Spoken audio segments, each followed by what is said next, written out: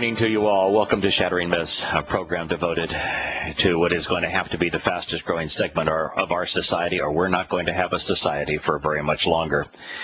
This program is for those of you who, like me, have come to know that there's something dreadfully wrong, extraordinarily troubling, even destructive, about the religious and political institutions of this country, in fact, of the West in general, about media reporting the military invasions pending and past, as well as troubled and twisted economic schemes.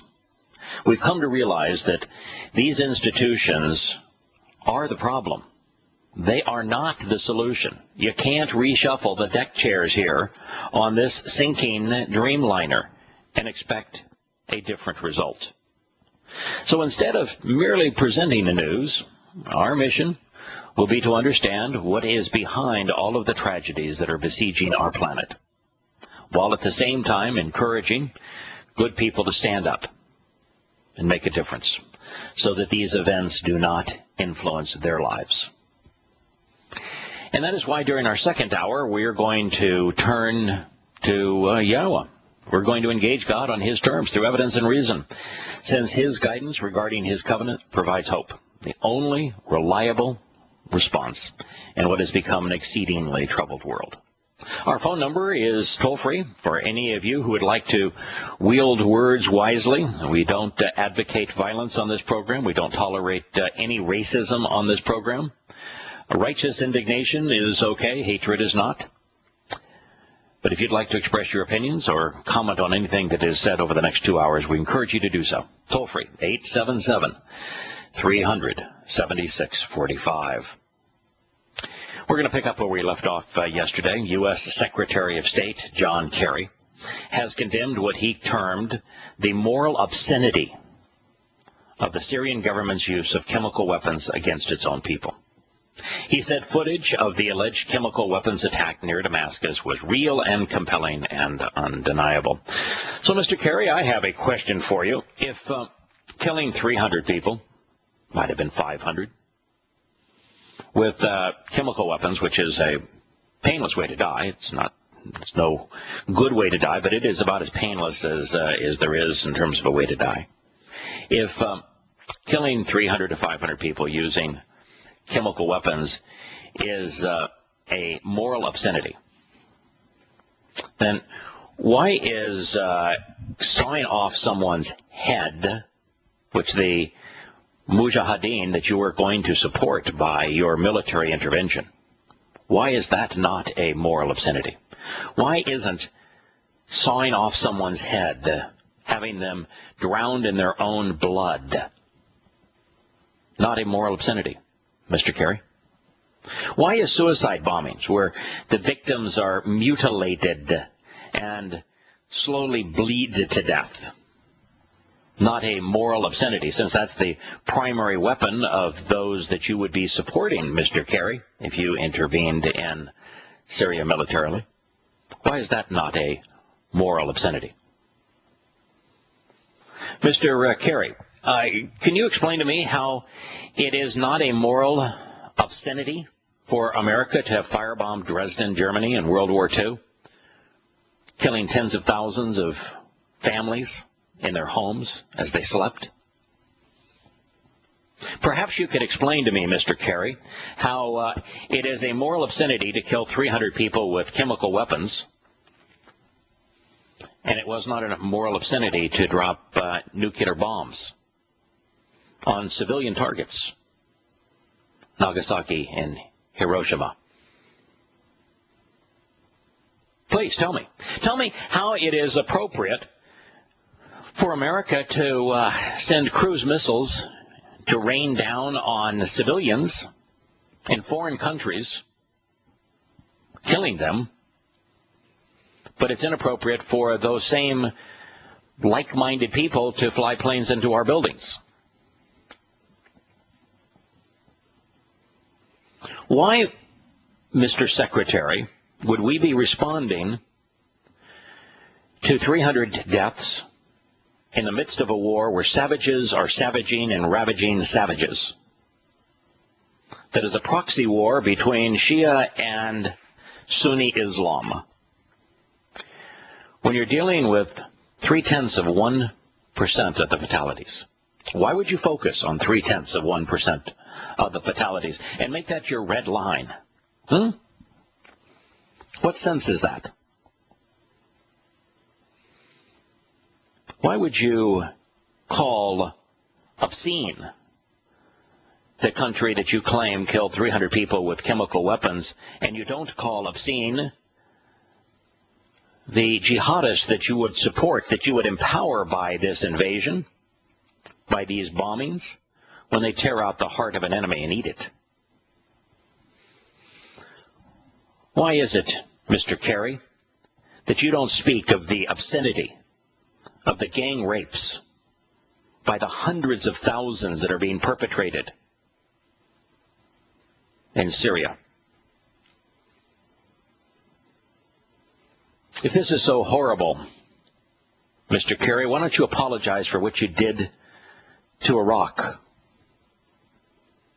71 people were murdered today by a suicide bombing. But I suppose that a suicide bombing is not a red line. That's not obscene from your point of view, is it, Mr. Kerry? We failed miserably in Afghanistan. We made a bad situation worse. We broke the country, and everything that we have touched there we have made worse. We broke Iraq. We invaded a country which led to the deaths of 1 million people. We squandered $6 trillion. We wasted 10,000 American lives, making a very bad situation much, much worse in every possible way, led to this conflict in Syria. And you don't want to call that obscene, Mr. Kerry? What's wrong with us? Why is the violence in Syria obscene, but yet the violence in Chicago or what's going on in Detroit, why is that not something that's considered more obscene? Yeah. Why do we tolerate gang warfare over drugs? Because we have made drugs illegal, and therefore there is this monetary incentive to be a gangbanger in these cities. But that's not obscene. Why don't we focus on our own problems? When we have done nothing but fail in everything we've attempted in the Islamic world, why would we engage again? What's wrong with us? You know, if we have this sense of moral outrage, if we sense that, we need to protect defenseless people, that we're not bankrupt, and therefore we have the ability and the desire to be the good deed doers of the world, why didn't we engage to protect 2.5 million Sudanese when their Islamic government was systematically perpetrating genocide against them? Why didn't we intervene, Mr. Kerry, to spare 2.5 million people? And now you want to deploy the U.S. military for 300? What on earth is wrong with us? Can't we learn anything? I mean, I understand we learned nothing from Vietnam. That we invaded Vietnam based on a lie, the Gulf of Tonkin incident was a ruse, it did not occur. And that we knew that we had no chance to prevail within a year of that battle. At the time, we had lost less than 5,000 Americans, and yet we continued to engage so that we lost over 60,000 Americans for nothing. Now, I understand that that was 30 or 40 years ago, so our memories are really foggy. But you engaged in that war, John Kerry. But for the rest of us, we witnessed Afghanistan. We witnessed Iraq. We know that they were absolute disasters. We witnessed what happened in Libya, where America decided to bomb a regime out of existence, empowering the Mujahideen to turn that into a terrorist state. What on earth is wrong with us? We tried to impose democracy in Afghanistan. It failed. We tried to impose democracy in Iraq. It led to a civil war. We tried to impose democracy in Egypt. It led to a military coup. We tried to impose democracy in Libya. It led to the formation of a terrorist state. When do we recognize that our strategy is wholly wrong utterly immoral, grotesquely ineffective. And make no mistake, this posturing that the president is trying to decide and that we're trying to evaluate the evidence and we're trying to affirm, who did what to whom, it's all a lie. It's a lie for two reasons. One is just as in the case of Iraq, where President Bush wanted to be a wartime president, and so he wanted a justification for invading Iraq. And every single thing the man said, all of the proof that he postured in his State of the Union address, and then he had his Secretary of State present to the United Nations before the eyes of the world, all of it was a lie, every bit of it. And so now we're supposed to believe them when they say, oh yeah, Assad was moronic. He had won the war. And so what he decided to do was commit an act of suicide to kill 300 people with some chemical weapons. And we're supposed to believe them? They have no credibility. And as for trying to decide what to do in this case, that isn't the case either. America's stores of weapons, of bombs, of cruise missiles, and all manner of ordnance are being loaded onto ships as we speak in harbors all across this country. They're being steamed as fast as our boats will carry them to the Mediterranean. We've sent our warships. The only thing that is being delayed is it takes a few days to get the men and material there to commit mass murder. Shock and awe is what we call it. The decision's already been made. In fact, in a council that took place in Turkey 2 days ago, we brought in the leaders of the al-Nusra Front and the terrorists that are fighting against the Assad regime.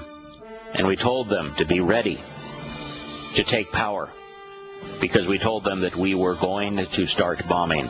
We've already made the announcement to the terrorists that we're on the side of the jihadists and they better be ready to take control.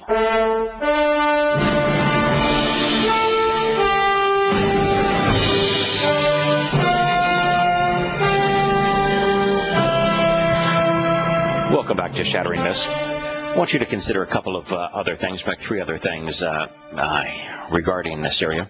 How would you feel if America was divided between Christians and all other religions, and that the Europeans decided that they were going to arm the Christians to go off and kill everybody of any other religion? And that here you are in your country, and foreign countries decided that the smart thing to do was to provide powerful weapons, anti-tank weapons, surface-to-air missiles, automatic machine guns, assault weapons of all kinds, and that these weapons would be poured into your country with instructions from religious leaders that it was your religious duty to go off and kill everyone who was not of the same religion. How would you feel if you were an American?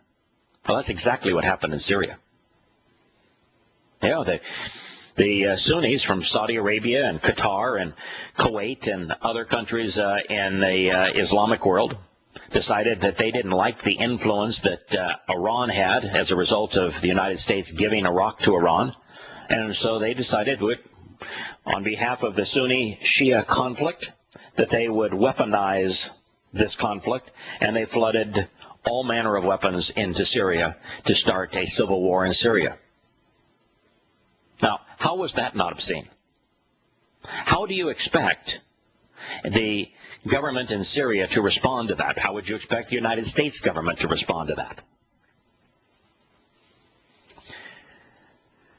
Yesterday, actually it was this morning, 71 people were killed, 201 people were wounded in a series of suicide bombings across Iraq, all because of the United States invasion.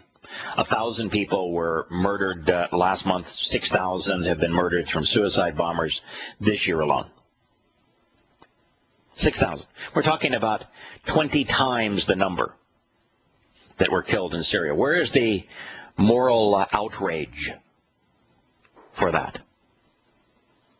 You know, in Kabul, Afghanistan, and these, by the way, in Iraq, it's the exact same people that we are supporting in Syria with our planned military invasion that conducted the suicide bombings of the markets and of the restaurants, killing innocent civilians. In Afghanistan, we found the bodies of 12 civilians. 6 of them were kidnapped. They were aid workers providing assistance to the Afghani people. It was the International Rescue Committee. 6 of their civilian employees were kidnapped, and then they were murdered. 12 people in total. Same exact people that did that are the folks that we are aiding and abetting in Syria. The Taliban is a major source of mujahideen for the Syrian conflict. Where's the moral outrage for that? Lastly, the United States is the country that provided Saddam Hussein with his chemical and biological weapons capability. We provided that capability for him because he was the enemy of Iran, and we thought it would be appropriate to give him that capability against Iran. So when the United States spoke of the fact that he once had these weapons, we knew we designed them for him. At the time, Syria was an ally of Iraq. Now, all of the chemical and biological weapons that are in the stockpiles of Syria today, they were all sold to the Syrian regime by European companies. They all, 100% of them, came from European countries. All of them. And the technology to weaponize them came from Iraq, which was given to Iraq by the United States. There's a consequence for everything that you do. You know, when the United States decided that we wanted to give the Soviet Union a taste of what they gave us in Vietnam, and we decided that we would spend $5 billion providing arms and money to Al-Qaeda and the Taliban, it came back to bite us. When the United States says, hey, we can get out of Iraq if we weaponize and arm the Sunnis in the Awakening program. And at the time I said, if you do that, you're going to create a civil war in Iraq, and it's going to bubble up into massive killing. And they took those weapons and they weaponized the conflict in Syria. There's a consequence when you do stupid, immoral, obscene things like the United States does around the world. It's a consequence. It comes back to bite you. And the last thing we ought to be doing now is responding in this way, killing and destroying ever more people.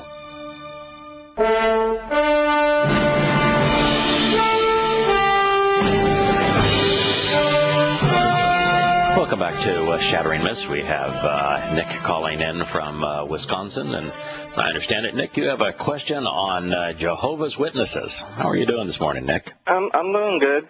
Good. How about you? Well, you know, I'm doing fine. I like having, I like the opportunity to be able to publicly proclaim something that is going to be a disaster and to warn people of the consequences of what they're going to do before it happens. You know, so many people, 10 years after we invaded Afghanistan, okay, everybody knows that was a disaster, but I actually said that it was going to be a disaster before we invaded, and I just want to be on record trying to warn people that this move in Syria is ill-fated. It has no chance of success. It's going to make a bad situation worse, and to the degree that righteous indignation is called for, then because of the consequence of this, I mean, a lot of people are going to die. This is going to spill out and affect all of the Middle East, the Muslim world.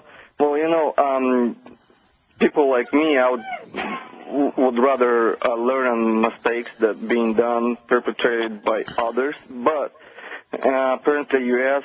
would like to make those mistakes by itself and not to look at the other countries make mistakes, like Russia that tried to invade Afghanistan. So I mean, what I'm saying is there's no such thing as a bad experience. It's just experience, isn't it? Or is it? Yeah, I think experiences are. I hope they'll learn from it, and maybe we'll not do something stupid like that anymore. Well, that's been the point of the first half of the program, for years now, is that when we don't learn from our mistakes, then our mistakes are just nothing but mistakes. Vietnam was a mistake. If you learn from it, then there's something to be gained from the death of 60,000 Americans.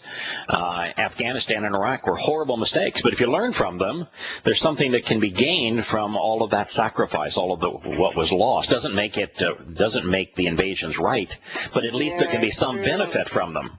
But we're not willing to learn. Experience can be lost too. So the new people that come into war, they forget what mistakes was made, and so they tend to repeat them. And so I guess it's just another step in downturn of U.S. And next generation will learn from the mistakes that being made by this generation, I'm guessing. Yeah, there's always that saying that definition of insanity is doing the same thing over and over again and expecting a different result. But we've tried this bombing and invasion of Muslim countries over and over again, always with the same result. Why would we expect a different result this time? Well, the thing is, what I'm trying to say is that we forget that there was no result, so we try again because we don't remember, and that's why. Yeah, we seem to have forgotten. I think that in the case of Afghanistan and Iraq, everybody with half a brain recognizes that those were terrible choices, that we made bad situations worse in both countries and we failed. So the fact that it's not being recalled is it's purposeful. We're repressing the truth because we're uncomfortable with the truth. It's not that we've forgotten it.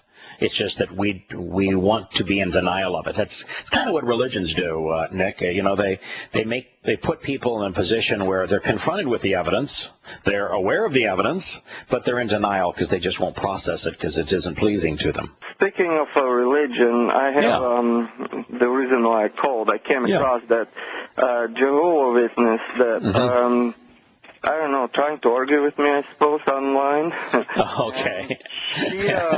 She got her dates like completely screwed up. And I'm not sure if maybe she's in denial or maybe she's just confused herself. It doesn't look like she's a professional witness. One of those let me speak to that just a moment. The problem with Jehovah's, there's a lot of problems with Jehovah's Witness. Now there are benefits and negatives almost with every strain of religion. In the case of the Jehovah's Witnesses, they got a few things right. They recognize that the Torah is still in vogue, and that they therefore incorporate many things into their religion that are consistent with God's teaching. Now, they completely screw up his name, so if you're going to be a witness for someone, you ought to get that person's name right, and there's no aspect of the name that they get right.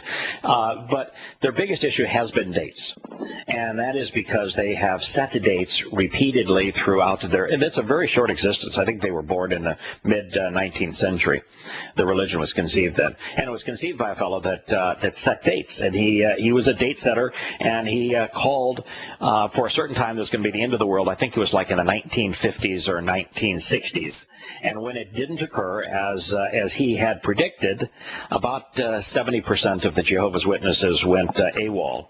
And they have been struggling to get people to be witnesses, to sign up more Jehovah's Witnesses, because they lost all of the original Jehovah's Witnesses over their false claims. Could you tell me? I mean, she's got some dates on. She's saying when the Bible was written, and then she's telling me when the Torah was written. Okay, when did she say the Torah was written? Torah was written 4th century. Before the 4th century BCE, before the Common Era. It's not that's not possible. That would have the Torah being written by Adam and Yahowah. That would have the Torah being written in the Garden of Eden. Now the Torah was written at the on Shavuah, which was the 50th day following the Exodus from Egypt, and it was written by Moshe, dictation from Yahowah on Mount Horeb in what is now Western Arabia. That occurred around 1450 BCE, so that would be 3,400 years ago. The timing of the Exodus is so easy to establish. Before the Common Era, BCE. BCE means before the Common Era. So 3,400 years ago is when now the Torah existed prior to that, but it was oral teaching from Yahowah. The codified written Torah was written 3,400 years ago would be the timing. So that's the answer to the second. There is no Bible. Bible is the name of a pagan sun goddess, and so the rest of the books of the Torah, prophets, and Psalms were written such that it appears that the first actually written was the book of Job. We don't really have a date for it, but it has to be right around, we think contemporaneous with the life of Abraham. And so it's probably the first book. And then the Torah, 1450 BCE. And then the prophets began all the way from a little more than 1,100 BCE, all the way through about 500 BCE. The last of the prophets was about 500 BCE, and the first of them about 1100 BCE, and so that was the period of time that those books were written. Well, what I'm trying to argue online is I brought it to the light that Hebrew was created first, Hebrew language, and there was it's the oldest papers that we can find out there written is using Hebrew alphabet. Yeah, let me give you some background for that. The oldest factual evidence of an alphabet is a cup that was found in Israel. It's the first rendition of Hebrew is the inscription. It's the first time that an alphabet was used. We think that there was the use of Sanskrit, which is not an alphabet, about the same time in Mesopotamia. But in terms of an actual alphabet, in fact, the word alphabet is based upon Aleph and Bayeth, the first two letters of the Hebrew alphabet. But it is the first written alphabet. It is definitely Hebrew. The reason I say that Hebrew was the first language spoken by humankind is because Yahowah spoke Hebrew to Adam and Yahowah. And so this is the first time that man's communicating with God, and first evidence that we have of a spoken language, and it's Hebrew. So that's the evidence for that. Okay. It's also interesting, by the way, that if you look at at language,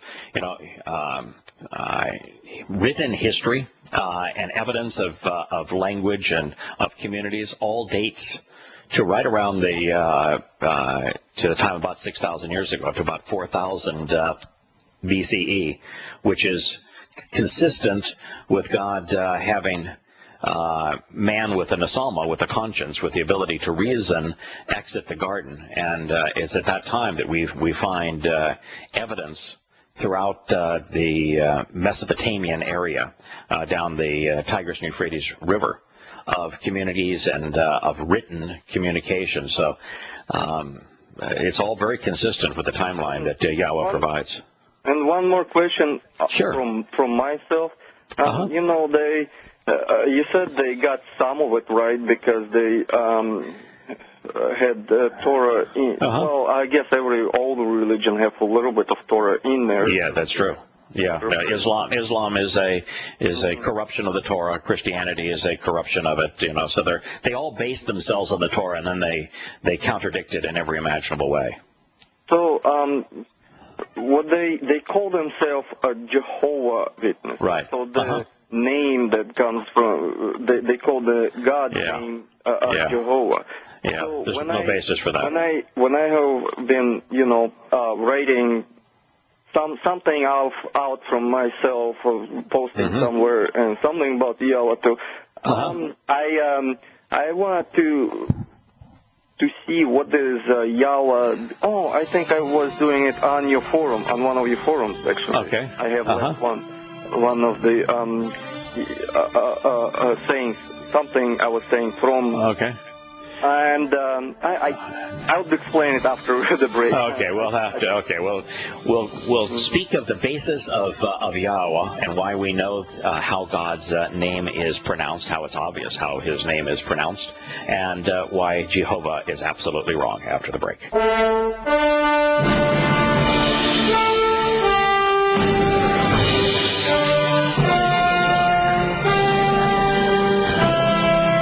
Welcome back to Shattering Myths. I'm your host, Yada. We have Nick on the line, and he wanted to speak of both Yahowah and of Jehovah, to share some experience that he had related to the presentation of both names. If someone illiterate, not educated, would take the name Yahowah and would try to read it in English, yes, it might sound as Jehovah in Russian.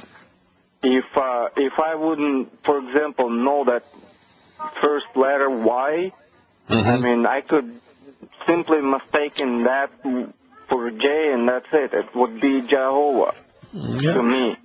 Yes, almost any name, anything can be corrupted if you don't know how to pronounce the letters. So a W in Hebrew is an O, it's not a V, so there is no V, and you got a V in Jehovah. And there is no J, and there was no J in ancient language. The first J was invented in the 17th century. You got the first letter wrong, and you got the middle letter wrong. So is Jesus is a wrong That's name, correct. not existent. Except, That's right. Except Correct. in the Russian version of the Bible, it's not Jesus, it's Isa, Jesus. Well, Esau would be a transliteration of Esau, which is the person that God called out that says, "I hate him." So that's one of the problems of that's a derivative of Arabic and the Quran, where Muhammad was so stupid that he bought into this notion that Yahusha was really Esau. And wrote Esau in his, he didn't write, but he spoke his Quran revelation as Esau and corrupted the name, and therefore there's a lot of places around the world that now carry Esau as if it were correct when it's a Quran misstatement. I also heard you saying something about Jesus. Jesus? Jesus, or Jesus, depending on how you pronounce the the G, was the savior of the Druid religion. So the first basis of Jesus, and it was actually from the G, because the J did not exist. So the first use of Jesus, which was and the G and the H were pronounced differently and similarly in various languages, and still are to this day. The first use of Jesus with this G was in the Druid religion. Jesus was the savior of the Druid religion, where the horned one is considered to be God. And so it was in the beginning of Anglo-Saxon as a language in France and Britain, where the basis of the name that we see in our English Bibles, Jesus, actually began. But what I'm trying to say is that when you read it from the Russian point of view, this W and V, it would read as a V in Russian. So, and even now, once in a while, someone gets the word, the name, the Yahweh's name, almost right, except they put that H in the back of the Russian word. So it's not Yahweh, it's Yahowah. And there are languages that have a hard and a soft H.